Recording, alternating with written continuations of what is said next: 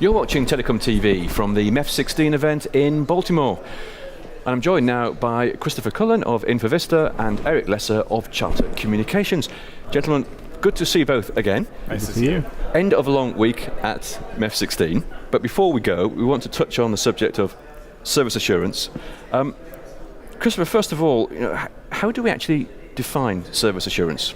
At a high level, it's really everything involved, processes, methodologies in ensuring the quality of service of that network. When we talk about MEF, MEF has focused so far on service activation testing, so kind of making sure it's up and running and working at the beginning, and then operationally the performance management and the fault management. What has the MEF done in terms of these white papers? What papers have been published? So what we've tried to do with the white papers is make available to most of the operators and providers the ability to digest easily what it means to provide service assurance and service performance monitoring to the end user, right? How do we collect that information? What does it mean to collect those metrics and provide that data back? So who are these papers for? Who should be reading them? In a way, everyone, but the way the papers are organized, there's two parts. And everyone should start at the beginning, which is really focused on the business reasons. So defining it and why is it important from a business level. So if you're product, if you're finance, I mean, that's where you should begin, and you can drop off right after that section. When you move still in product and maybe a little bit more engineering, you want to understand what these metrics are, so kind of the what. So you continue on with that first part. And then the technical people who really want to understand the how should move on to part two. So that way you can kind of cover everyone, but not everyone has to go through the entire piece. That's the way it's set up. And why now? Why is the time right to publish these papers and for us to really get to grips with service assurance? I think it's absolutely critical now to have that information more than any other time because we're finding that it's business critical. We cannot survive without having that information readily available, not only internally, but being able to provide that information back to a customer. Here's how your service is performing.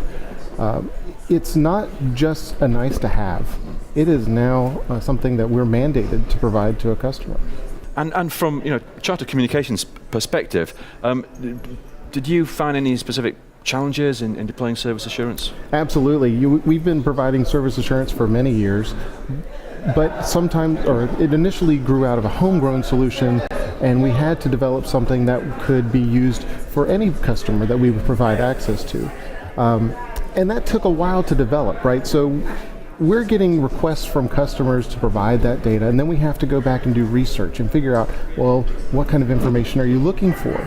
Then we have to go back and create that, provide it to the customer, and go through those development iterations before we come back and realize that we're providing the right kind of information to them. With the MEF standards now, I believe that we can create that one time, and it can be understood by many customers in the community, and we can do that in a single development iteration. So it's going to benefit the whole industry, as you're saying. Yeah, absolutely. I mean, our research has shown that the number one challenge in assurance for carrier Ethernet providers is vendor interoperability, and the next one is standards. So these particular standards have existed for a little while, and we're starting to see, I think mutually, some adoption in the ecosystem. So service provider adoption, network equipment adoption, software provider adoption.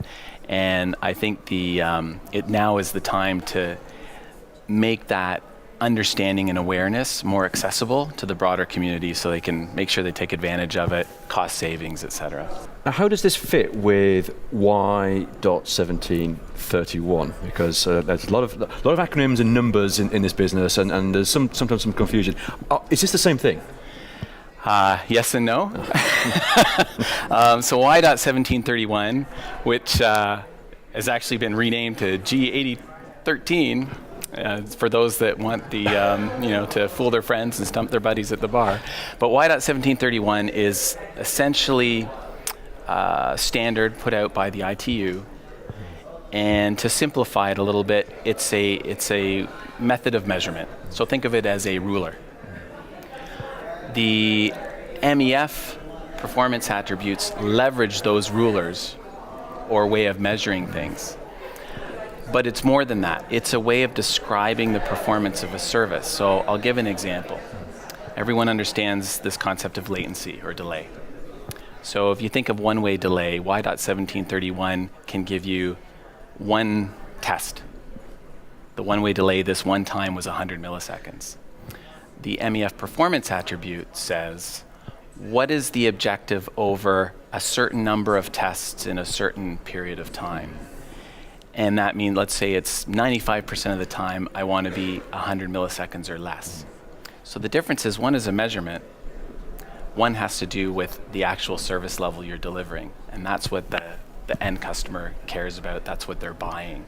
And so that's the nuance that's important to understand, and why, yes, it uses Y.1731, but it is not equivalent to Y.1731. Very clear. We've got to update our numbers and acronyms here, don't we? Eric, a final question for you then.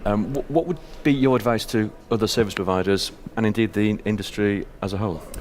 I think that the white papers that have come out about service performance are very critical in helping teams within an operator provider be able to understand how to not just collect the metrics, how to send the protocol and all the test frames, but then how to interpret that and how to share that information back with the customer that we're providing a good quality of service for them. Eric and Christopher, thank you both very much indeed. Thanks, guys. Thank you.